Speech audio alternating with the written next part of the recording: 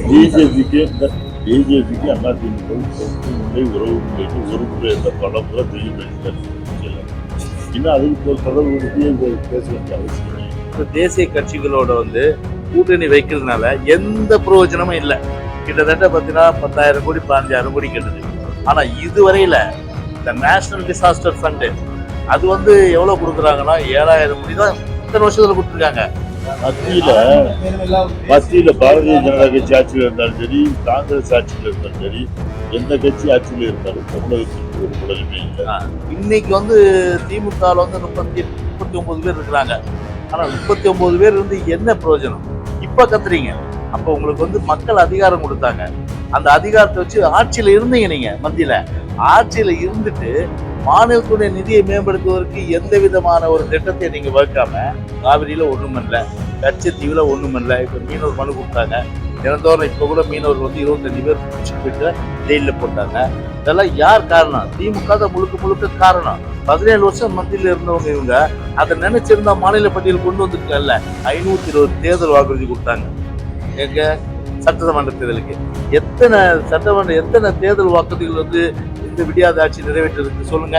ஜனகராஜ் ஒரு படத்துல என்ன சொல்றாரு, எங்க தங்கச்சி நாய் கட்டிச்சு. அந்த மாதிரி இப்ப ஜனகராஜ் ஆயிட்டாரு. அவருக்கே தெரியுது கண்டிப்பா அவங்க வரப்போறது இல்லைன்னு. அது வரப்போறது இல்லைன்றதால தான் அந்த மாதிரி மிரட்டுறாரு. நாங்க தான் வருவோன்ற சொல்றதா யாரையும் மிரட்டுறது இல்லை.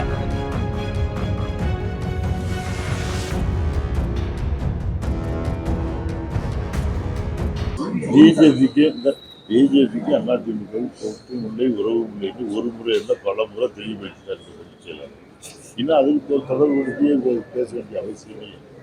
இல்ல சார், அவர் அண்ணாமலை என்ன சொல்லியிருக்காருன்னா, அதிமுக பாஜக கூட்டணி முடிவுக்கு அண்ணாமலை தான் காரணம். எடப்பாடி பழனிசாமி மாவட்ட செயலர் கைது வாங்கி கொடுத்துட்டு இப்ப வெளியே வேற காரணம் சொல்றதாக சொல்றாரு.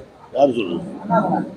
அவர் பேசுறதுக்கெல்லாம் சொல்லி நாங்க சொல்றது எங்க அவங்க சொல்றாங்க. அவருடைய பேசுறதுக்கெல்லாம் அவங்க கட்சியும் பதில் அவர்களுக்கு தேவையில்லாம அவர் எந்த விஷயத்திலையும் ஒரு தேவையான விஷயத்தை தவிர எல்லா விஷயம் அனாவசியமான விஷயங்கள் அத்தனையும் நாங்கள் பேசுவோம்.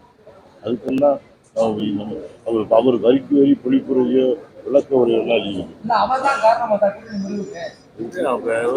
இருங்க. பொதுச் செயலாளர் கருத்து சொல்லியிருக்காரு தெளிவாவே. என்ன சொல்லியிருக்காருன்னா, ஒரு மாநிலத்துடைய உரிமைகள் பொதுவாகவே மாநில கட்சியால் தான் மீட்டெடுக்க முடியும். எனவே அந்த வகையில் தேசிய கட்சிகளோட கூட்டணி வைக்கிறதுனால எந்த பிரயோஜனமும் இல்லை. இது நம்முடைய பொதுச்செயலாளர் சொன்ன கருத்து. எந்த பிரயோஜனமும் இல்லை.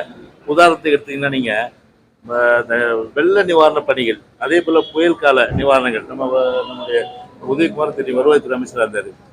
நம்முடைய பொதுச்செயலாளர் ஒரு ஸ்ட்ராட்டஜிஸ் கொடுத்தாரு. கிட்டத்தட்ட பார்த்தீங்கன்னா 2001 இருந்து நம்ம தமிழ்நாட்டில் சுனாமியிலிருந்து, வர்தா புயலிருந்து, நிஷா புயலிருந்து, அப்புறம் நிவர் புயலிருந்து, அதுக்கப்புறம் கஜா புயலிருந்து, ஒக்கி புயலிருந்து அத்தனை புயல் வந்தது. ஆனால் மாநில அரசு கேட்ட தொகை பார்த்தீங்கன்னா கிட்டத்தட்ட 10,000 கோடி 15,000 கோடி கேட்டது.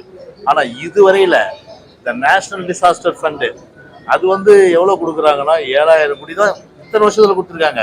7,000 கோடி கொடுத்துருக்காங்க. கேட்டது 1.5 லட்சம் கோடி. அப்போ தேசிய கட்சிகளோடு உறவு வைத்துக்கணும் ஒரு பிரயோஜனம் இல்லை. எனவே மாநில கட்சி நம்முடைய உரிமைகளை நிலைநாட்டுவதற்கு முழுமையான அளவுக்கு மாநிலத்தின் உரிமையை நிலைநாட்டும். அந்த வகையில நாங்க தனித்தன்மையோடு எங்களுடைய அடையாளத்தோடு நிக்கிறோம்னு சொல்லிட்டு பொதுச்செயலாளர் தெளிவுபடுத்திருக்காரு. மத்தியில பாரதிய ஜனதா கட்சி ஆட்சியில் இருந்தாலும் சரி, காங்கிரஸ் ஆட்சியில் இருந்தாலும் சரி, எந்த கட்சி ஆட்சியில் இருந்தாலும் தமிழகத்திற்கு ஒரு பலனுமே இல்லை. ஆகவே நம்ம சொந்தக்கால் நம்முடைய தனியில் நமது சக்தியோடு நாடாளுமன்றத்தில் நமது நல்ல பலத்தோடு நம்ம இருந்தோம் சொன்னால் நம்முடைய சக்தியை பயன்படுத்தி நம்மளை வற்புறுத்தி வலியுறுத்தி தமிழ்நாட்டுடைய நமது பிரச்சனையெல்லாம் நாம் தீர்வு காண்பதற்கு நம்முடைய சக்தியை பயன்படுத்தும். 38 உறுப்பினர்கள், 38 நாடாளுமன்ற உறுப்பினர்கள் அம்மா பெற்றாங்க. அம்மா பெற்றதுனால தான் பாராளுமன்றத்தை 28 நாள் முடக்கி நம்முடைய காவிரியுடைய அந்த நதியினுடைய உரிமையை நாம் பெற்றோம்.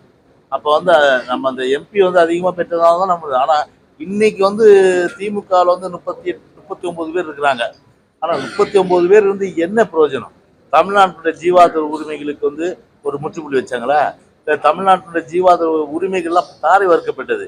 17 வருஷம் மத்தியில் இருந்து எந்த விதமான தமிழ்நாட்டுக்கு வேண்டிய நலன்கள், குறிப்பாக வந்து மாநில நிதி இன்னைக்கு சொல்றாங்க என்னென்னு பெருசா பாராளுமன்றத்தில் நம்ம வந்து ₹1 கொடுத்தா 21 காசா நமக்கு தராங்க. அதை யூபிக்கு ₹2.20 தராங்க, மத்திய பிரதேசத்துக்கு ₹2 தராங்க. இப்ப சொல்றீங்க ஏன் 17 வருஷமா நீங்க இருந்தீங்களே அந்த மாநில நிதி பகிர்வுல நீங்க ஏன் வந்து அதெல்லாம் வந்து ஒரு சரியாக்கி ஒவ்வொரு மாநிலம் சராசரியா அதனுடைய வருவாயிலிருந்து அதற்கேற்ற வகையில சதவீதம் பங்கு கொடுக்கணும், அந்த வகையில வந்து ஏன் வந்து நீங்க அந்த முயற்சி எடுக்கல? இப்ப கத்துறீங்க. அப்ப உங்களுக்கு வந்து மக்கள் அதிகாரம் கொடுத்தாங்க, அந்த அதிகாரத்தை வச்சு ஆட்சியில இருந்தீங்க. நீங்க மத்தியில ஆட்சியில இருந்துட்டு மாநிலத்துடைய நிதியை மேம்படுத்துவதற்கு எந்த விதமான ஒரு திட்டத்தை நீங்க வகுக்காம பல்வேறு வகையில 17 வருஷமா மாலத்தீவு காவிரியில ஒண்ணும் பண்ணல, கச்சத்தீவுல ஒண்ணும் பண்ணல. இப்ப மீனவர் மனு கொடுத்தாங்க தினந்தோறும். இப்ப கூட மீனவர் வந்து 25 பேர் பிடிச்சிட்டு போயிட்டு ஜெயிலில் போட்டாங்க. இதெல்லாம் யார் காரணம்? திமுக தான் முழுக்க முழுக்க காரணம். கல்வியை பொறுத்தவரை மாநில பட்டியல் இருந்தது, அது பொது பட்டியலை காட்சி. 17 வருஷம் மத்தியில் இருந்தவங்க இவங்க அதை நினைச்சிருந்தா மாநில பட்டியல் கொண்டு வந்துருக்கல. இப்ப போய் நாங்க வந்து மாநில பட்டியல் கொண்டு வர சொல்லிட்டு இப்ப வந்து போயிட்டு உறுதி சரி 520 தேர்தல் வாக்குறுதி கொடுத்தாங்க. எங்க சட்டமன்ற தேர்தலுக்கு எத்தனை தேர்தல் வாக்குறுதிகள் வந்து இந்த விடியாத ஆட்சி நிறைவேற்றிருக்கு சொல்லுங்க? இன்னும் நிறைவேற்றலையே. சரி 100 தேர்தல் வாக்குறுதிகள் பாராளுமன்றத்துக்கு 2019 கொடுத்தாங்க. 2019 கொடுத்தாங்க 100. அதுல எத்தனை வாக்குறுதி நிறைவேற்றினாங்க? ஏற்கனவே கொடுக்கப்பட்ட வாக்குறுதிகளை நிறைவேற்றல.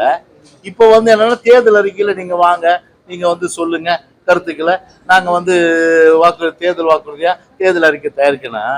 இது வந்து என்ன கேட்கறவங்க கேட்டா கேழ்வரகுல நெய் வர்ற கதைன்ற மாதிரிதான் இது, காதுல பூ சுத்துற கதை இது. ஓபிஎஸ் வந்த பிறகு உங்களுக்கு ஓட் பேங்க் வந்து எதுவும் குறையுமா சார்? ஏன்னா அவங்க என்ன சொல்றாங்க, இபிஎஸ் பொதுச்செயலாளர் பிறகு எந்த வெற்றியுமே பெறல. ஒரு ஜனகராஜ் ஒரு படத்துல, தம்பி கேளுங்க இதை, ஜனகராஜ் ஒரு படத்துல என்ன சொல்லுவாரு, எங்க தங்கச்சியை நாய் கடிச்சிச்சு அந்த மாதிரிதான் இப்ப ஜனகராஜ் ஆயிட்டாரு. எதிர்முனையில இருக்கிற திமுக வந்து பாத்தீங்கன்னா நாடாளுமன்ற தொகுதியில பொறுப்பாளராக இருக்கிறவங்க வந்து அந்த தொகுதியில வேட்பாளர் தோத்துட்டா அமைச்சர் பதவி பறிக்கப்படும் அப்படின்னு சொல்லியிருக்காங்க. அது போல உங்க பொதுச் செயலாளர் என்ன சார்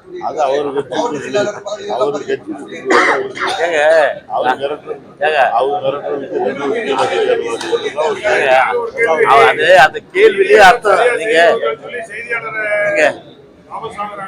நீங்க ஒரு விஷயம் தெரிஞ்சீங்க, அந்த கேள்வியிலேயே அவர் வந்து இன்னைக்கு வந்து அவர் கட்சிக்காரர் மிரட்டுறானா அவருக்கே தெரியுது கண்டிப்பா அவங்க வரப்போறது இல்லைன்னு. அது வரப்போறது இல்லைன்றதால தான் அந்த மாதிரி மிரட்டுறாரு. நாங்க தான் வருவோம்ன்ற சொல்றதா யாரையும் மிரட்டுறது இல்லை, கண்டிப்பா நாங்க தான் வருவோம். இது போன்ற செய்திகளை மேலும் தெரிந்து கொள்ள எங்களது யூடியூப், ஃபேஸ்புக் மற்றும் ட்விட்டர் ஆப்களை சப்ஸ்கிரைப் செய்யவும்.